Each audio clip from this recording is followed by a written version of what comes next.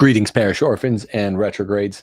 The nation has continued over the last 6 days and nights to mourn Charlie Kirk, who was brutally assassinated last Wednesday, shot through the neck for going into the lion's den, and with great aplomb, compassion, dignity, announcing his faith in Christ and announcing his belief in free speech principles and in broadly construed right-wing principles. And over these last 6 days, everyone has been digesting the fact that there has been among 35 to 40% of the country a fringe response that's not statistically fringe. In other words, this is not the far left, but just the left, who is saying that it's good he died, FAFO, making jokes, pantomiming him dying. There's so much of this that I guess moderates in this country are finding that leftism is institutionalized insanity. This sounds like some corny talking point from Mark Levin from 15 years ago or something like that. But leftism is actually bio-Leninist insanity. So everyone's finding this out, and more moderate, apolitical voices are finding their real voice, finding a strong voice, and expressing what the rest of us on the far right have been saying for a long time, like these people can't be lived with, etc. There's also some breaking news that the Blaze just reported that the killer of Charlie Kirk texted his Trone, I guess, live-in boyfriend right after the killing, and he said, you want to read what that is, Steph? We'll just do a kind of smattering. Fox News is now reporting on that. I'm going to put it up the screen right now because I think an agent related to the case actually is going to read these text messages. Here it is. The roommate. Police interviewed Robinson's roommate, a biological male who was involved in a romantic relationship with Robinson. Gross. The roommate told police that the roommate received messages from Robinson about the shooting, and he did provide those messages to police. On September 10th, 2025, the roommate received a text message from Robinson which said, "Drop what you're doing. Look under my keyboard." The roommate looked under the keyboard and found a note that stated, quote, "I had the opportunity to take out Charlie Kirk, and I'm going to take it." Police found a photograph of this note. The following text exchange, then took place. After reading the note, the roommate responded, "What? You're joking, right?" Robinson: "I am still okay, my love, but I'm stuck in Orem for a little while longer yet. Gross. Shouldn't be long until I can come home, but I gotta grab my rifle still. To be honest, I had hoped to keep this secret till I died of old age. I am sorry to involve you." Roommate: "You weren't the one who did it, right?" Robinson: I am. I'm sorry." Roommate: "I thought they caught the person." Robinson: "No, they grabbed some crazy old dude, then interrogated someone in similar clothing. I had planned to grab my rifle from my drop point shortly after, but most of that side of town got locked down. It's quiet, almost enough to get out, but there's one vehicle lingering." Roommate: "Why?" Robinson: "Why did I do it?" Roommate: "Yeah." Robinson: "I had enough of his hatred. Some hate can't be negotiated out. If I am able to grab my rifle unseen, I will have left no evidence. Going to attempt to retrieve it again. Hopefully they have moved on. I haven't seen anything about them finding it." Roommate: "How long have you been planning this?" Robinson: "A bit over a week, I believe. I can get close to it, but there is a squad car parked right by it. I think they already swept that spot, but I don't want to chance it." Robinson again. I'm wishing I had circled back and grabbed it as soon as I got to my vehicle. I'm worried what my old man would do if I didn't bring back Grandpa's rifle. IDEK if it's had a serial number, but it wouldn't trace to me. I worry about prints. I had to leave it in a bush where I changed outfits. Didn't have the ability or time to bring it with. I might have to abandon it and hope they don't find prints. How the F will I explain losing it to my old man? Only thing I left was the rifle wrapped in a towel. Remember how I was engraving bullets? The F in messages are mostly a big meme. If I see notice bulge UWU on Fox News, I might have a stroke, all right. I'm going to have to leave it. That really effing sucks. Judging from today, I'd say Grandpa's gun does just fine, IDK. I think that was a $2K dollar scope. Wink, wink. Robinson again, delete this exchange.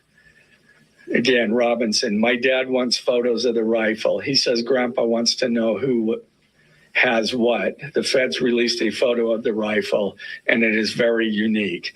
He's calling me, RN, not answering. Robinson, since Trump got into office, my dad has been pretty diehard MAGA. Robinson, I'm going to turn myself in willingly. One of my neighbors here is a deputy for the sheriff. Again, you are all I worry about, love. That came from Robinson. Roommate, I'm much more worried about you. Robinson, don't talk to the media, please. Don't take any interviews or make any comments. If any police ask you questions, ask for a lawyer and stay silent. The search for Robinson. Okay, so the roommate. Oh, sorry. Police interviewed Robinson's roommate. Weird. It's funny. He was so preoccupied with finding the rifle, and he just kept spamming his true roommate. That the roommate's like, "Oh my gosh, I cast my lots with this murderer," and the roommate went quiet. That was remarkable to hear him talk like some normal college-aged guy after he just committed this heinous, violent act of murder. It is bizarre. And he was more concerned with finding his grandpa's rifle because it had a nice scope, so that he thought he could live anonymously. Very interesting snapshot into the picture. Michael Knowles did an interesting show yesterday on the left, lying with true facts about the fact that this assassin is a leftist, and just saying who knows what it is, who knows what the political ideology of the assassin is.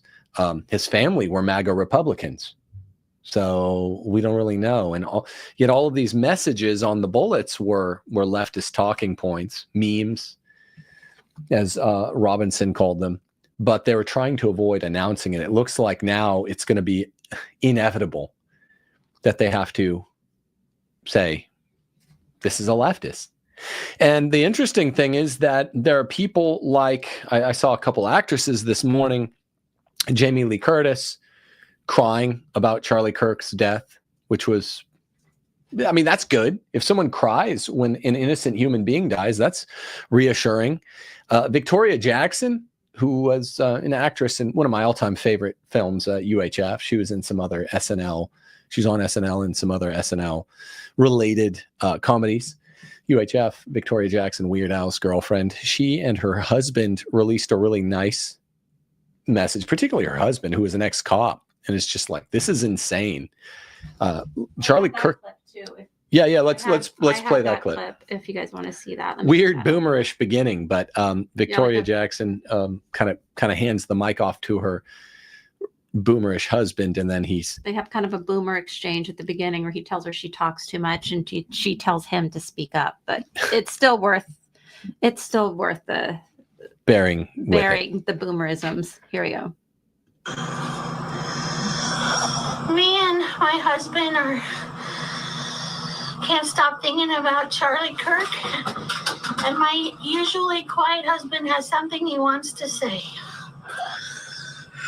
Well, thanks for that introduction. Normally quiet.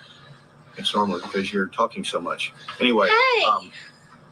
I just feel compelled to speak out. Talk louder. I usually I feel compelled to speak out on this. I usually mind my own business because somebody cares what I have to say. I'm just an old retired cop with 2 metal hips, and but more than anything, I am a fallen sinner with no hope without Jesus Christ and what He's done for me. He's God in the flesh. He lived the sinless life we could never live. He died on a cross carrying our sins, and He walked out of a tomb.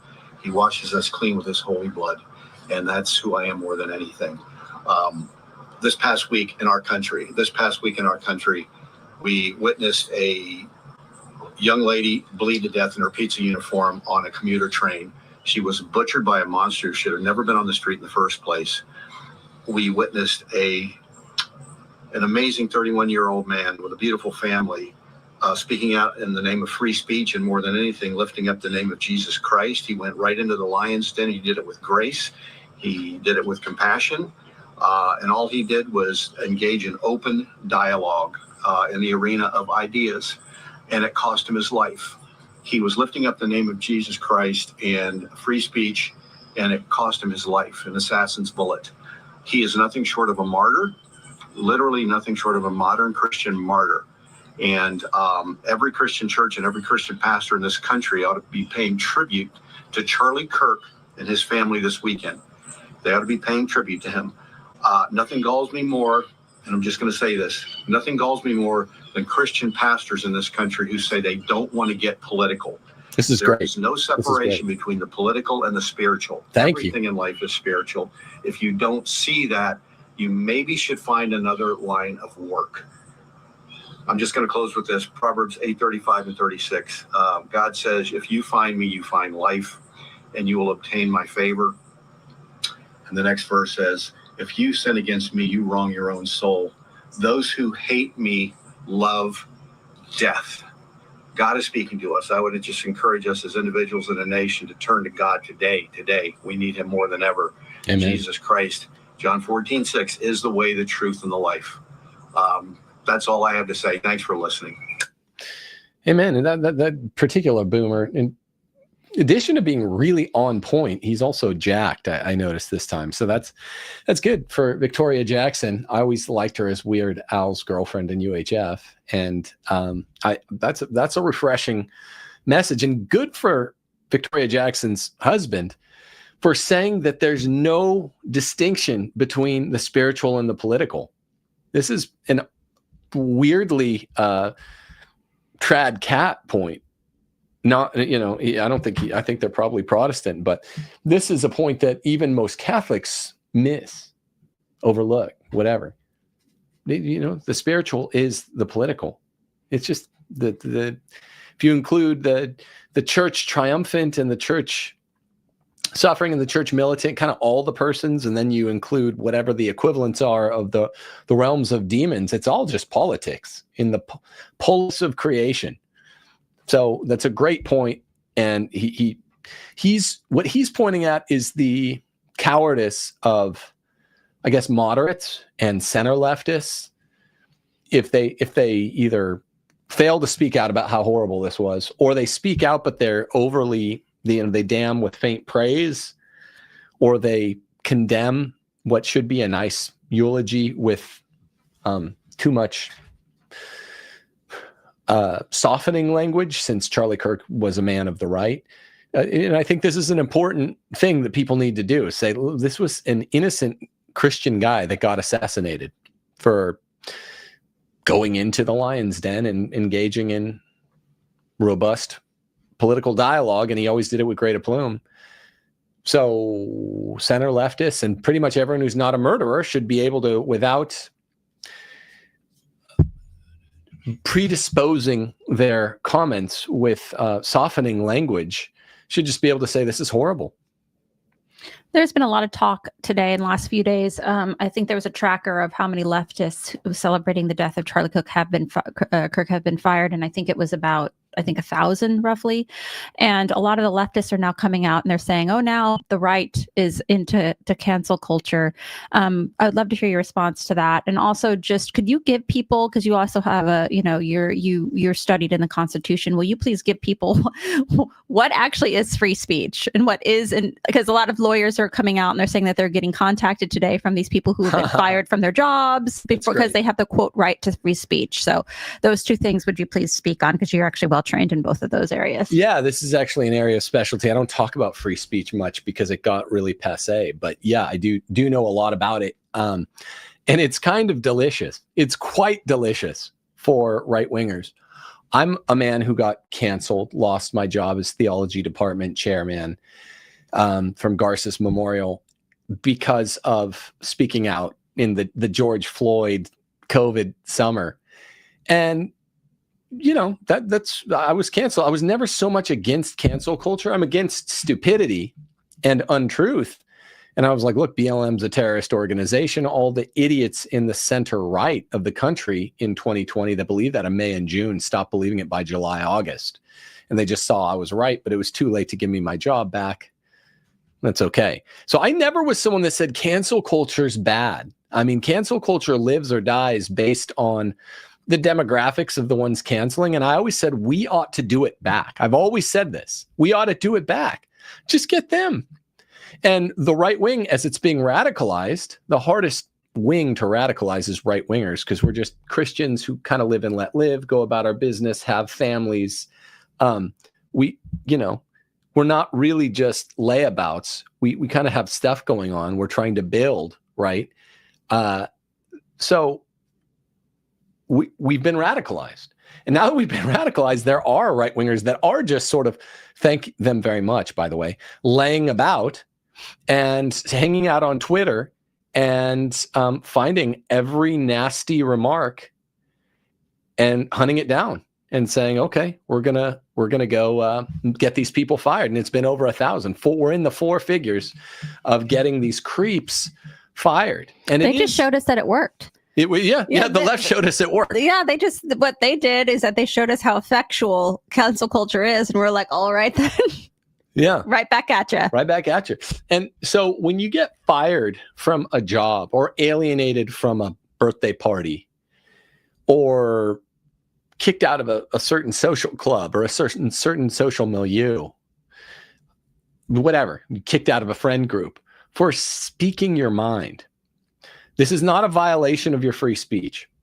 Most of the Bill of Rights, the first 8 amendments of the Constitution, have been deleted, more or less, almost vanished entirely. The one that's grown vastly more robust in reality and in the popular mind is the First Amendment free speech right. Bill of Rights is really the first 8 rights. First Amendment includes freedom of conscience and freedom of speech. So that kind of gets us up to 9 rights. But at the time that the First Amendment was passed, the governing context for what free speech meant it came out of a set of cases from like about 100 years before the passage of the Bill of Rights, called the Zenger case or cases. And all Zenger stood for, the black letter proposition that the government could not engage in prior restraint, what was called prior restraint. Prior restraint was, they know you're going to give a speech that's anti-government at such and thus time, at such and thus place. They show up and arrest you before you give your speech. That's prior restraint. No prior restraint is basically all the First Amendment meant around the time it was ratified. There's some First Amendment scholars who say it stood for a little extra, that Madison was padding it with some extra rights, not just prior restraint, but also certain little things like free speech requires a government defendant. This stuck, but it's basically just the Zenger black letter law. So it doesn't mean, in 1791, right after the First Amendment was passed, that the government, because look what happened in 1799 and 1800. You had would you look up when the Alien and Sedition Acts were passed? I think they were passed after the First Amendment, but maybe that was, I'm thinking 1799, 1800. 1798. 98, okay.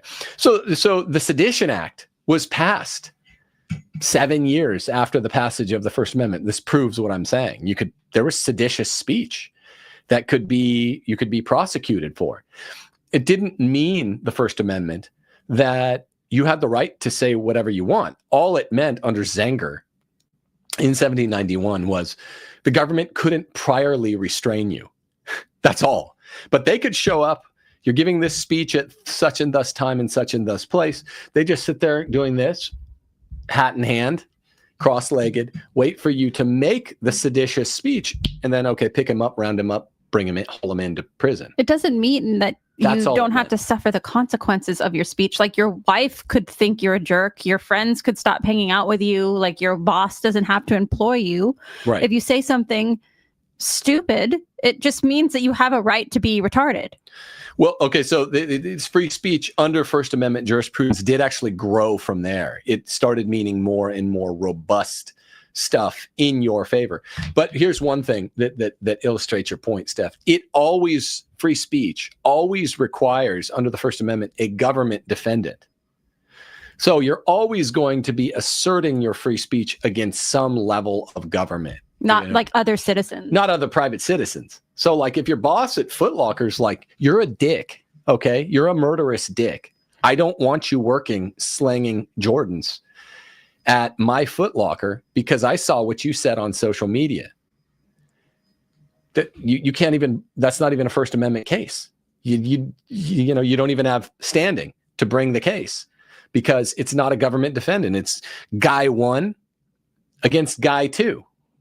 It's funny because there's so many of these liberals on social media right now asking for pro bono lawyers to help them win their free speech cases. It's hilarious. It's like they delicious. are so stupid. Delectable. You are stupid. Like, you are dumb. If you like that is, and it's remarkable. People in chat are saying this. How many teachers and nurses and doctors had lost their jobs over the weekend? And that alone, you did a great tweet that. The amount of teachers that have been fired for celebrating the murder of Charlie Kirk is enough right there just to homeschool your kids.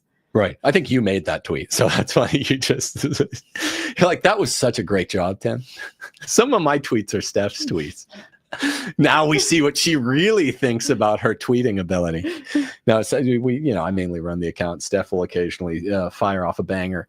But yeah, no, that's true. And I've told you guys for a long time how radicalized the teacher class is. It's feminized, super feminized.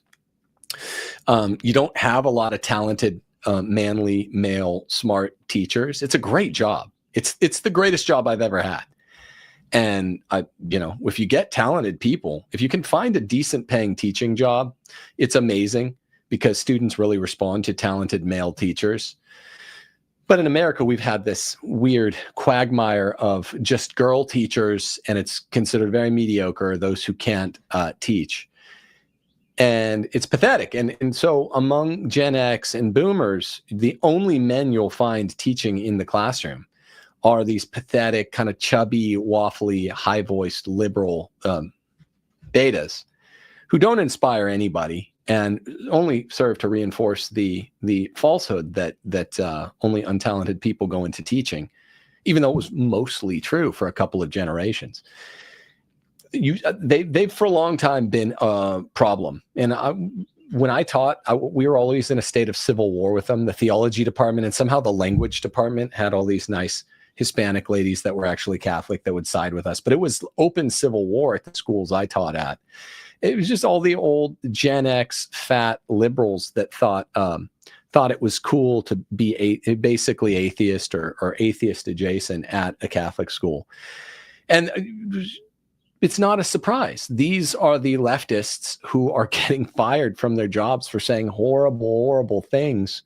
Didn't you say some fifth grade teacher or something showed his class the video, the 4K up close video, and was saying it was a good thing? Yeah, there was a lot of stuff like that. There was purportedly a nurse who had gotten fired because of, and I guess she got reinstated, and the doctor got resigned or whatever, but the doctor had said something terrible. She confronted him. The hospital fired her, and then the doctor like bought everybody lunch on the floor to try to like smooth it over. Then everything. What they didn't count on was that the entire world was just like has had enough. Yeah. And so all these people, there's now a database, I think, of like 30,000 people who have celebrated publicly the death of Charlie Kirk, and their names and their jobs are being released. And I don't think they realized that was going to happen. I think they thought, and this is the startling and terrifying position that we're in right now as Americans, is that I think they thought that the consensus was with them. The reason that they initially went out there and spoke the way they spoke is because I think they literally thought that most Americans were going to be clapping along with them. Now, the horrifying reality is that nearly half of America is, for every one person that's out there publicly like saying this is a great thing, think about the 10 others that are just silent, that don't have social media, that aren't taking to social media to praise this horrible event. I think it's anyone that understands the ideas of leftism comprehensively enough and still calls himself a leftist. It's basically that simple. There are defectors. I gave a nice little talk a couple days ago saying welcome with open arms, whatever the impetus to cross the aisle is, and hopefully eventually cross the Tiber. That's fine. Welcome with open arms. A lot of people were leftists sort of unwittingly or without understanding the whole suite of ideas that constitutes true political left-wing ideology. So fine. But yeah, I mean, those that are leftist, simpliciter, are ghouls. And the ones that are comfortable there say ghoulish things and support murder. And it's not really a surprise. And I don't want to revisit the whole show I did on that, but right left is at its philosophical residuum, right wrong discourse. I mean, in very approximate terms. I don't certainly agree with everything Charlie Kirk ever said, but he was a good man. He was a Christian. He had a lot of the right ideas from the right wing. And that's probably enough. But I mean, like, everyone should read the book that should be read at this point nationally is The Demons by Dostoevsky. I wanted to push this book hard. Everyone needs to read Demons because Dostoevsky, the great one, the great novelist of all time, was a socialist in his youth. He was part of a revolutionary circle called the Petrashevsky Circle. And he was planning, anti-Tsarism, and he went away. He got caught, went away, did hard labor, I think in the Ukraine, and had a scheduled execution, but it was a mock execution. And right at the very last minute, he found his life to be spared. And he became a Christian and became the greatest novelist of all time and one of probably the finest psychologists of all time.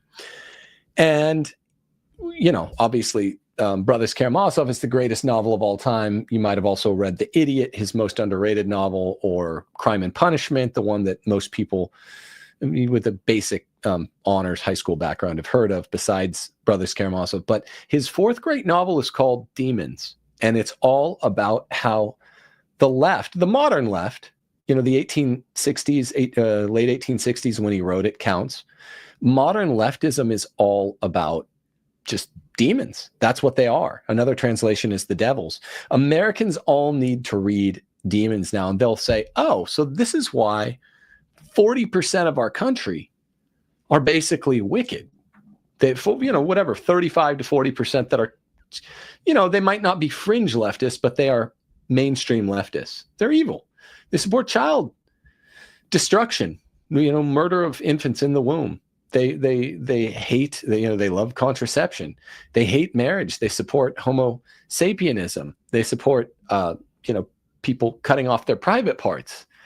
They talk about Christians as if Christians are evil. So go read Demons by Dostoevsky. It's a great book. It's not my favorite of his, but it will hit extra hard at this point in American history. Maybe we can actually have a great awakening. We're having this great awakening where everyone's becoming Catholic or at least Orthodox. A lot of Protestants are leaving, and I want to talk about speculation on Charlie Kirk maybe moving toward the Tiber. at the end of his life. But there's another half to that awakening. It's realizing not only, oh, here are the right ideas, Roman Catholic ideas, but also the old ideas which opposed Catholicism are actually verifiably demonic, which is like a double blind positive test, right? It's a way of verifying that you've come to the right new position. And that's what I think people are awakening to find, like, holy cow, these people who hate Christians are evil. Christians are the good guys. Christians are the main character. Jesus is history's main character. He's the Son of God, divine Son of God. If he's for me, who can be against? If I'm against him, who can be for me? So there's that. Candace Owens did a really interesting little segment on her show about her, because she was close friends with Charlie, about speculation that he was moving toward the church. And this people are making it gaily controversial. I don't think so. These are her experiences. They're real. People are saying things like, oh, Erica Kirk should release this information. It's like, just his personal friends are welcome to say whatever they want about a man they loved. You don't make the rules. Candace can share this if she wants about her friend. That these idiots out there that just say stuff. They just start making up arbitrary rules, like decorum rules. It's like, no one's saying Erica Kirk can't, if she chooses to release this information, but something tells me she's rather busy with other matters right now. Other people can honor him and regard him and speak of him that knew him. Like we would never do that because we didn't know the guy, but other people who did, like Candace, like what I don't understand. People always just want to gripe about something. The conservatives want to bitch about petty crap instead of, oh, this is actually important. I played two very Catholic things he said on maybe the day he got shot. And I was like, look at this. That's interesting. I'm going to go ask Michael and Michael Knowles and George Farmer, hey, is there any of this? And I didn't even have to ask them. Both of them were out there saying stuff like this, especially Candace. So listen to what she said. Who's he taken to saying the rosary? And by the way, this matters quite a bit, right? From the time of death, if your heart is interested in the Catholic faith and is wanting to make that sort of conversion to the Catholic faith, like that is this matters quite a bit. Yeah, that's like you're getting close to baptism by desire territory. So all the people out there that are saying don't speculate, just shut up. You just don't know what you're talking about. It's perfectly licit. It's perfectly appropriate for Candace to speculate the way she is in this clip. I can tell you factually, Charlie was praying the rosary. Charlie was going to mass. One of my last conversations with Charlie was me joking with him saying, just make the last step, okay? You are, I said specifically, you're too smart to be a Protestant. Just take the last step, Charlie. He says, ha ha. He was speaking about Mary. And typically when those steps start taking place, you stop referring to yourself, as I did, as a Judeo-Christian. I can tell you fact. Yeah. So that's great. I mean, I was thrilled to see this clip by Candace. I'm glad she spoke out. I'm glad she said it. I'm glad she's not listening to those in her audience or mine who say things like, this violates the rules that I just made up. There's no rules on this. There's no rules. No holds barred here. We have a chat. We're playing for keeps. Brian in chat said he and Erica attended mass in Phoenix on a regular basis here. We are getting lots of reports that people had seen them on a regular basis going to a particular church there in Phoenix. So that's great news. I mean, as Catholics, obviously, when somebody is dying for Christ, we like to believe that that God's mercy is great for people outside of the faith, particularly in a situation like this, where he was quite literally killed for speaking the truths of Christ against, a lot of the evils of modernism. But it's even better news to hear that somebody who knew him very personally, like Candace Owens, had inclinations that his heart was coming towards the Catholic faith, which would be a secured measure for his soul if he was in that state where he was open to the true Catholic faith. So this Amen. Is great news. And people who are getting upset about the speculation, I mean, I was very comforted to hear this news. Again, we don't know. His wife, I'm sure, has the ultimate information on this. I doubt she's going to be out there telling anybody about this. This would not be a priority. But Candace Owens did know him well enough to share some of those conversations. So I am thankful to hear it. I'm thankful she did so, instead of sitting there silently on it. Because I'm always concerned. I'm like, man, I want this guy. I hope this guy's in heaven. I really hope this guy's in heaven. And there's always the outside chance, that you get I mean, he did have he had a Christian baptism, so it wouldn't be baptism by desire. But you kind of, if you make the formal act without the material act of entering the other sacraments, who's to say? It gets soteriologically very complex and way, way, way ultra vires. But you just want a good man like this to have every chance he can get, and that's all Candace, I'm sure, was saying. That's the subtext. It's what she's not saying. The closer he was to having informed the intention to, I'm going to get baptized next. I'm going to get confirmed and have my first communion, first confession next Easter, and I'm going to sign up for RCIA tomorrow. Once that is a rest in his intellect, then he's a lot closer to the soteriological powers. And I'm not exactly sure how it works, but it's goodwill that makes people want to stretch him in that direction. And it sounds like Candace said, factually, she used the word factually, as a matter of fact, he was stretching in that direction. So, hallelujah, God is great. Yeah. Do we have anything else? Yeah, there was something that I wanted to address on social media that I hadn't had a chance to, let me put this on here right now.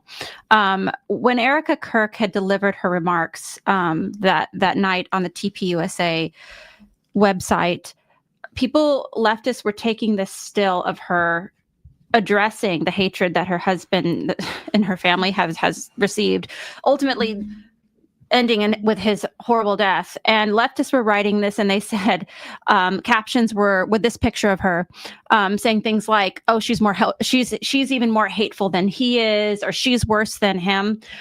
What they failed to understand, that what is one of the leftists' biggest fantasies for conservative men? That their wives secretly hate them, right? We're always getting that on your channel. "Oh, I bet your wife hates you."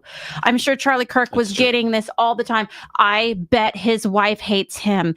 Look at her face. Tell me what she actually hates. Yeah. This is conservative women everywhere. This is the point of the show. This is any wife's face that loves her husband, who stands up for Christ.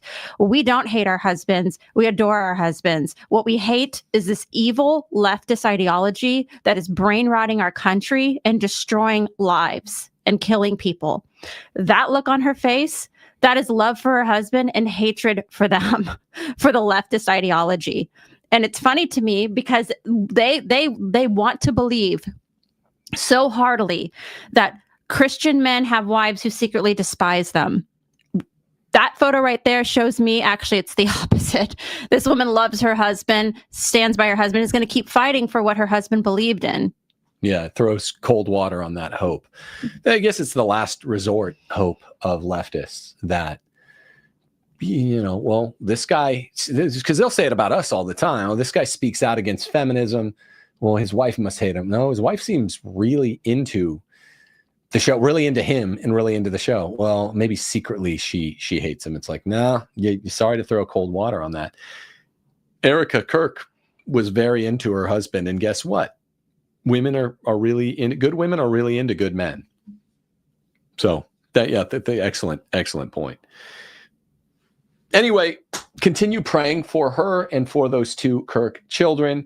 Everyone's just been sick over this. I went out and ran some errands today, which I hadn't been doing the last few days. And I noticed just so many flags at half staff.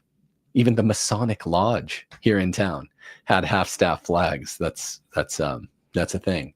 But it's really, everyone's sick over it. And it's weird. Jamie Lee Curtis is talking about it now. She wasn't as based as Victoria Jackson and her husband. She kept saying how much I disagree with him, but still he's innocent. And it's odd to have to even say I disagree with him. The people that are right wing, by and large, don't say I disagree with them. That's the interesting part. But I guess decent leftists. I'm kind of throwing cold water on my own idea about Dostoevsky's book, Demons. But the semi-decent leftists out there are like, look, I don't agree with him. I don't want my fellow leftists to come burn my house down or whatever. But I don't like murder. And I guess this is a stark position for a leftist to take. Remarkable, remarkable. So bring people not only to the right wing, not only to cross the Tiber, but also to see how errant their past errant ways were as a leftist. That's what we're supposed to be doing right now. Everybody read Demons by Dostoevsky. It really shows the affinity that the left has with death. It's a great book for showing what affinity for death there is. You called it the banality of evil. And it's so true. Yeah, the banality of evil is this political ideology of leftism that 40% of the country clings to is really, really, really violent. Even though it's like, oh, that guy's left wing, this guy's right wing. Well, right wing people are like normal. Left wing people all have something wrong with them. This is also what is called bio-Leninism, and it didn't always used to be that way when America was founded. Federalist, anti-federalist, even through much of the 19th century. But, the last 130 years, leftism has become really a form of demon worship. God bless you all. Pray for the Kirk family. Pray for America. Des will